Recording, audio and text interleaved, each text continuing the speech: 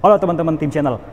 Nah, pembukaan kita mulai dari sebuah pernyataan, komentar yang unik nih teman-teman ya. Jadi pas banget nih momennya.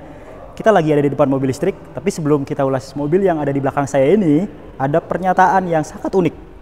Patut kita jawab dan kita kasih penjelasan, tapi semua berhak berkomentar apapun itu. Ya mungkin ada yang belum memikirkan hal ini, makanya kita jawab di sini. Pernyataannya adalah, kalau mobil listrik beli berapapun, jangan mikir jual lagi sampai habis garansi. Oke, sampai situ bener, ya enggak?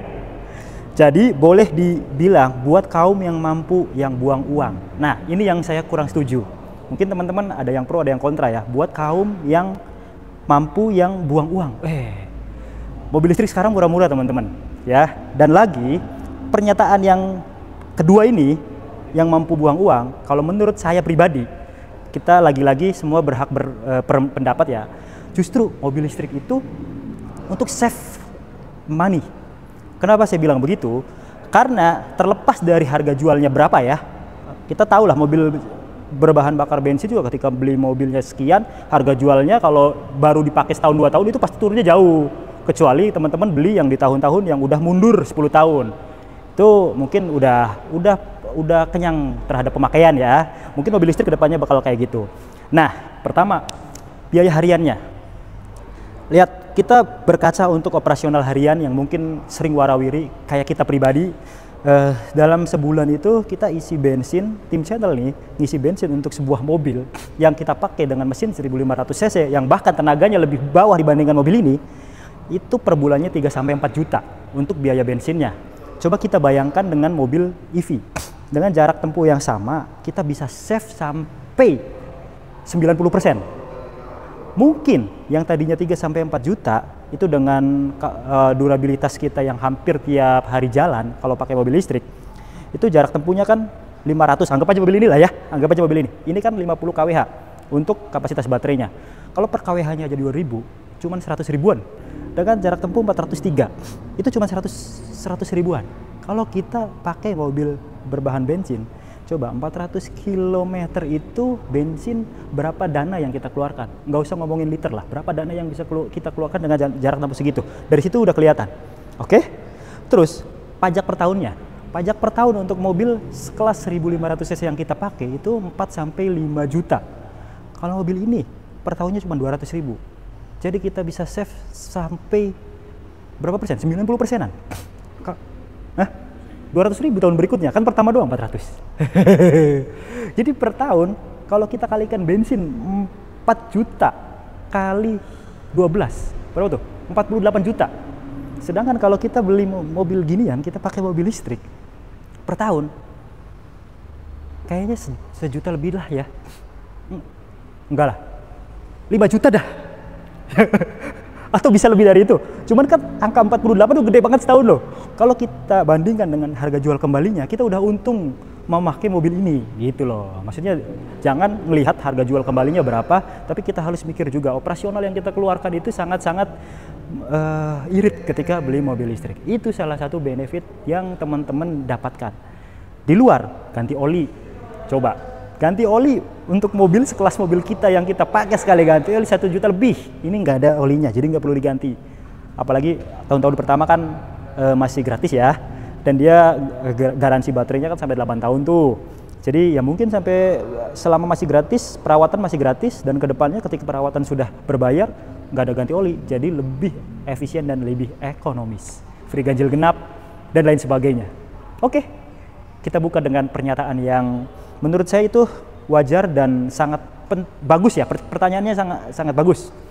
Makanya kita angkat di video kali ini. Yuk kita ulas mobil ini dari eksterior dan interiornya.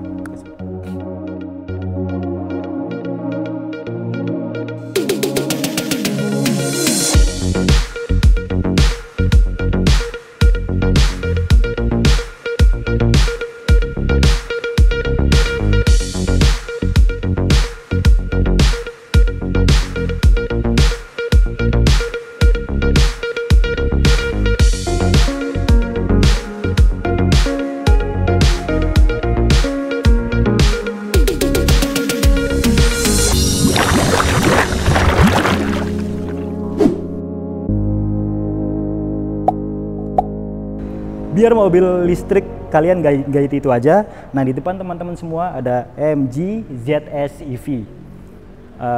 Ya mungkin di kelasnya mobil ini sekelas mobil compact SUV. Kalau di mobil listrik itu ada Omoda E5, terus atau Dolphin dan lainnya. Tapi MG ZS EV ini bisa jadi pertimbangan karena selain dia full EV, harganya juga di bawah yang lainnya. Mobil ini harganya sekitar 450 jutaan untuk NIK 2025 sebelum dipotong diskon yang ada. Nah, fitur yang tenaga yang dia miliki sebesar 230 horsepower, artinya mobil ini lebih kenceng dari Pajero dan Fortuner ya. Untuk torsinya 280 Nm, walaupun torsinya mungkin kalah karena untuk menekan efisiensi bahan bakar tadi. Dengan baterai yang dimiliki itu 50 kWh, 50 sekian kWh dengan jarak tempuh 403 km. Oke. Terus dia sudah support fast charging. Lalu udah V2L, vehicle to load. Jadi teman-teman bisa pakai mobil ini sebagai genset kalau teman-teman lagi ada di mungkin lagi ngecamp atau lain sebagainya, atau di rumah mati lampu, ini bisa diandalkan untuk hal-hal tersebut. Nah, kalau dari segi eksterior, desainnya kalau menurut saya desain aman ya, khas dari mobil-mobil compact SUV. Jadi dia udah ada over fender di body-bodinya, terus grillnya ini clean. Dia sudah dilengkapi dengan kamera 360 teman-teman. Lalu untuk kelampuannya ini udah LED ya, kemudian DRL-nya juga udah ada LED-nya. Tidak memiliki fog lamp, gak ada ya Pak ya? Nah, tapi untuk lampunya terang banget, dan ini udah auto ya teman-teman, udah auto, khas dari mobil-mobil listrik pada umumnya. Jadi fitur kecanggihan yang dimiliki MG ZS EV ini juga canggih. Ke bagian sampingnya yuk. Beda dengan saudara kembarnya MG4 EV yang terlaris di line up mobil-mobil listrik MG. Kalau mobil ini dia memiliki penggerak depan, SUV justru penggerak depan. Kalau yang hatchback MG4 EV itu kan penggerak belakang, ini penggerak depan. Tapi untuk kaki-kakinya dia sudah dilengkapi dengan suspensi MacPherson strut independent suspension dan ada stabilizernya. Untuk belakangnya torsion beam. Oke. Lalu untuk profil bannya dia memiliki profil 215/55 ring 17. Ini DOF ya teman-teman. Jadi peleknya ditutup DOF. Cuman untuk peleknya aluminium alloy. Untuk disc brake-nya depan belakang, depan ventilated, belakang masih solid. Ground clearance-nya ini 160 mm. Untuk mobil ini dimensinya sama dengan mobil-mobil compact SUV lainnya, bahkan yang berbahan bakar bensin. Dia punya dimensi 4,3 meter. Untuk lebarnya 1,8 dan tingginya sekitar 1,6 sampai 1,7 meter. Untuk di spion dia udah ada sen di spion, udah dilengkapi dengan kamera 360, ditandai di spionnya. Terus untuk fitur ADAS-nya ini komplit sampai ada di spionnya, ada blind spot monitoring system di spion. Udah ada roof rail yang bisa dipakai. Oke. Terus dia ada panoramic sunroof.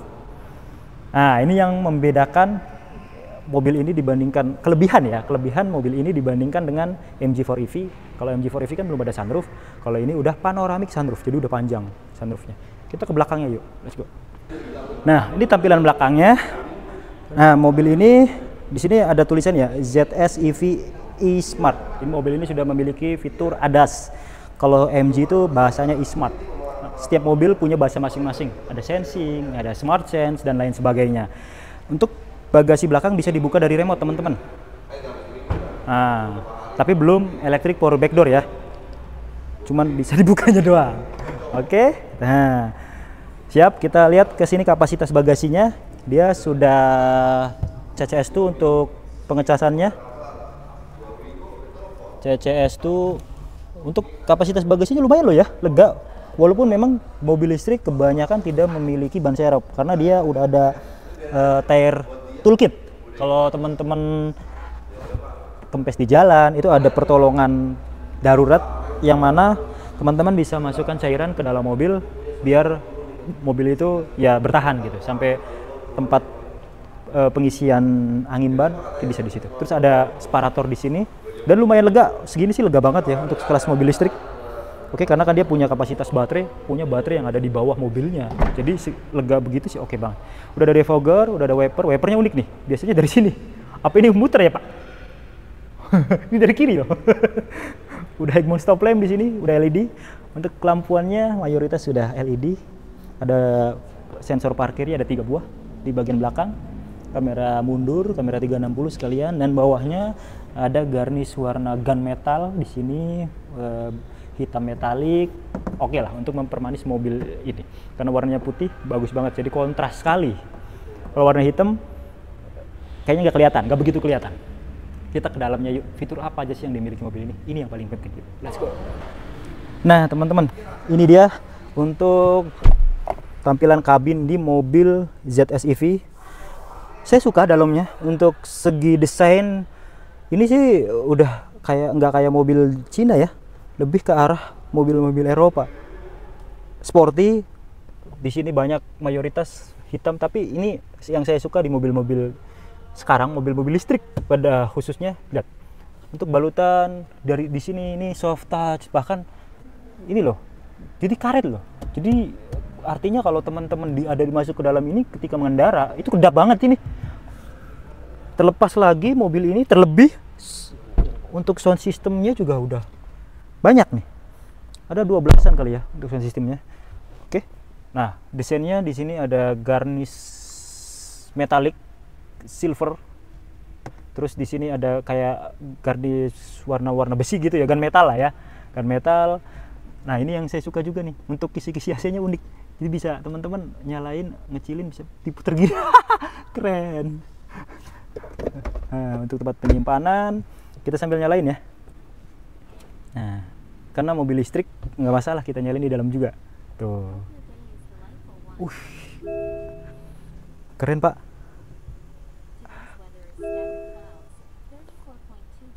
Front right tire pressure low. Nah, karena mobil ini sudah dilengkapi dengan tire pressure monitoring system. Makanya ketika teman-teman nyalain mobil ini, ada ban yang kempes di bagian manapun bisa kelihatan. Untuk head unitnya besar, cukup besar, dan ada fitur apa aja di sini? Ada Apple CarPlay, Android Auto udah pasti. Lalu radio, Bluetooth dan lain sebagainya. Kemudian di sini kita bisa ngelihat. Nah, kita bisa tahu berapa sih fitur ADAS yang dimiliki mobil ini. Ini di atas 10 ya kalau tadi saya baca. Nah, di sini kita lihat ada vehicle system. Nah, follow me home. Jadi mobil ini masih menyala ketika teman-teman matikan, udah dikunci. Beberapa detik lampu mobil ini masih menyala. Teman-teman bisa ngatur nih, apakah follow me home-nya di off-in, apa 30 second, 60 second, atau 90 second. Intelligent headlamp control otomatis nyala ketika kondisi gelap. Ini bisa diatur dari sini. Lalu find my car. Jadi teman-teman bisa melihat mobil ini dari lampu, bahkan dari smartphone. Bisa ketahuan mobil ini sedang ada di mana, dan bisa ngasih jarak juga untuk batasan wilayahnya. Nah, driving assistant nih Pak. Ada rear drive assist, blind spot detection. Blind spot tuh yang ada di kaca spion itu. Lane change assist. Dan mobil ini udah dilengkapi fitur ADAS. Kalau teman-teman berkendara, kemudian amit-amit microslip, terus melewati marka jalan, dia akan mengembalikan ke dalam jalan, dalam marka jalan. Ini lebih sering tuh di jalan tol ya. Berguna banget. Karena mobil-mobil di bawah tahun 2000-an tuh jarang banget yang punya ini. Rear cross traffic alert. Jadi ada pemberitahuan juga kalau di belakang lagi ada mobil. Oke, stability control system. Nah, ini udah bukan sekedar vehicle stability control, tapi bisa memberikan traction ke roda kalau lagi nikung. Anti limbung. Kalau di merek sebelah tuh ada tuh AYC ya, active yaw control. Kurang lebih kayak gitu. Terus di sini ada last mode, sensitivity, high, medium, low. Ini kalau minggir gitu ya, kalau ngelewati marka jalan tadi ya. Nah, terus anti nabrak nih, forward collision warning. Dia memberikan peringatan. Kalau teman-teman masih belum aware dengan peringatan yang diberikan, dia akan ngerem otomatis. Kalau di depan ada objek yang tiba-tiba berhenti, ada yang tiba-tiba lewat, anti nabrak. Kemudian traffic jam assist, berarti adaptive cruise control dari kecepatan bawah nih, bisa adaptif ya, bisa mengikuti mobil di depan. Hill descent control, oh ada hill descent controlnya Pak. Turun, anti merosot. Kalau hill start assist sudah pasti ada, kita yakin.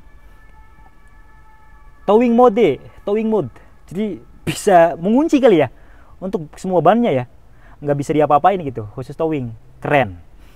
Dan sudah dilengkapi dengan kamera 360. Tuh, kalau teman-teman mau lihat kamera 360 nya kayak gini nih. Oke, mungkin layarnya bisa di-upgrade nih guys. Tuh.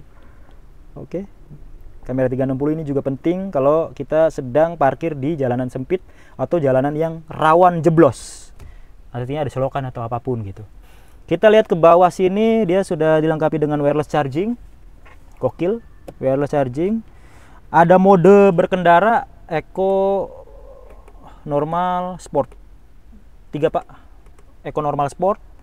Terus daya baterainya. Lalu, nah ini khas dari transmisi di mobil listrik, single gear transmission. Single reduction gear. Udah electric parking brake dan auto hold. Di sini ada tempat penyimpanan. Di sini juga ada tempat penyimpanan banyak, dan ini udah soft touch. Jadi mobil ini sudah dilapisin lapisan-lapisan lembut, bahkan jahitan-jahitannya asli. Mobil dengan harga 450, coba. Dulu harga mobil segitu dapat apa paling? Sekarang adanya mobil-mobil Tiongkok yang masuk ke Indonesia, ini bisa jadi tamparan buat mereka-mereka yang jual mobil terlalu mahal. Setuju gak Pak? Merdeka. Jangan sampai beli mobil kemahalan. Kita harus melek terhadap hal itu teman-teman. Terus untuk airbagnya ada 6 ya. Ada 6 airbag sampai belakang, depan, terus di kursi sampai belakang. Terus electric seat. Kalau di driver udah electric seat. Kalau di situ? Belum ya. Berarti driver doang yang udah electric seat. Kita ke sebelah kanan Pak. Nah teman-teman, untuk setirnya dia udah tilt steering, belum teleskopik ya, masih tilt steering doang. Oke. Nah menariknya untuk cruise control dan lane keeping assist-nya ada di sini nih. Pantasnya dari tadi saya nyariin tombol nggak ada Pak. Di sini nih, terpisah ya dari tombol setir, biasanya kan ada di sini.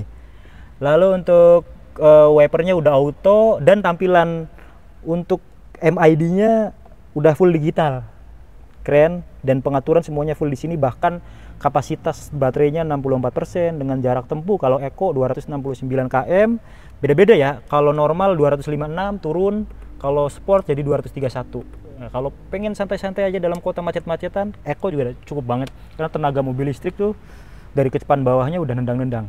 Di sini udah spionnya udah auto dan bisa diaturnya di sini. Untuk lampuan bisa diatur dari sini. Keren. Oke. Joknya udah full fabric lagi soalnya. Full leather, kulit. Mantap. Kita sedikit ke baris kedua yuk. Let's go. Nah, yang mau beli kira-kira berapa kalau untuk MG ZS? ZS. Kalau untuk on the road Jakarta itu udah di angka 457.500 Mas. Nah, kalau beli cash? Kalau beli cash itu teman-teman masih bisa dapat diskon lagi di angka, kontak aja deh. Kontak Reza aja deh. Mirip-mirip ini, tipis-tipis ya? Tipis banget. Tipis bedanya. banget. Tuh. Itu ya teman-teman. Dan ini NIK 2025. NIK 2025. Jadi kita bicara NIK 2025 nih khusus untuk mobil listrik ya. Kalau mau kredit? Kalau mau kredit, DP minimnya teman-teman boleh siapin di angka sama sih Mas, dia 40-50 jutaan. Oke. DP minimnya. Untuk low rate-nya Reza saranin di DP 30% up. 30% berarti ya sekitar 120-an. 120-an. Ya mirip-mirip ya. Iya. Sama yang MG4 EV. Atau kalau yang mau DP dengan mobil juga bisa. Nah, kalau mau trade-in ya Mas ya. Kita trade-in terima all brand kok. Siap. Jadi nanti teman-teman yang mau coba trade-in, coba aja kirim foto unitnya dan tahun berapanya. Oke. Nanti Riza coba cari cek harganya berapa. Pasti Riza kasih harga yang paling oke. Terbaik.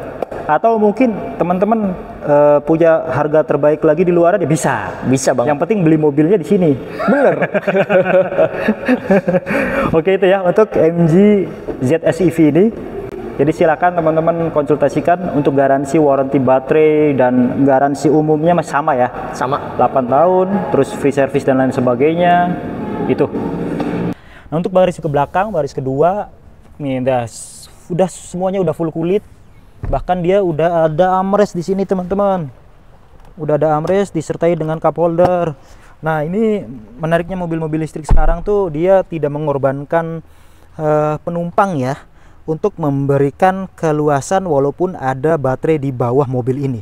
Tuh, tetap masih cukup nyaman untuk duduk di baris keduanya. Biasanya ada baterai nih, ininya ada yang sampai begini nih. Ada tuh. Ya ini oke lah. Untuk legroomnya cukup, untuk headroomnya juga oke. Terlebih dia sudah dilengkapi dengan panoramic sunroof. Panoramic sunroofnya pun ada kaca filmnya. Ini bisa dibuka ya teman-teman. Jadi luas sampai sini dan dibuka secara elektrik. Untuk headrestnya full. Untuk apa namanya, seat beltnya 3 titik udah pasti, karena airbag aja dia nggak setengah-setengah, airbagnya udah sampai belakang. Oke, terus ada AC-nya juga di baris kedua, tapi untuk pengaturan dari depan doang ini nggak bisa diatur nih, berarti nyala terus ya, nggak apa-apa, irit mobil listrik gitu loh, udah nggak perlu aki. Tapi tetap ada akinya ya, tetap untuk electrical dia masih membutuhkan aki, udah pasti ada. Mungkin itu aja ya teman-teman, mungkin sekilas review singkat saya untuk mobil MG ZS EV ini. Kalau teman-teman tertarik, kita sedang ada di MG Cibubur. Tadi ya Mas Riza udah menyampaikan banyak hal. Kalau teman-teman tertarik, kita sertakan juga untuk kontaknya ada di deskripsi. Kalau ada kurang salah ataupun apapun itu, kita menerima kritik dan saran. Terima kasih.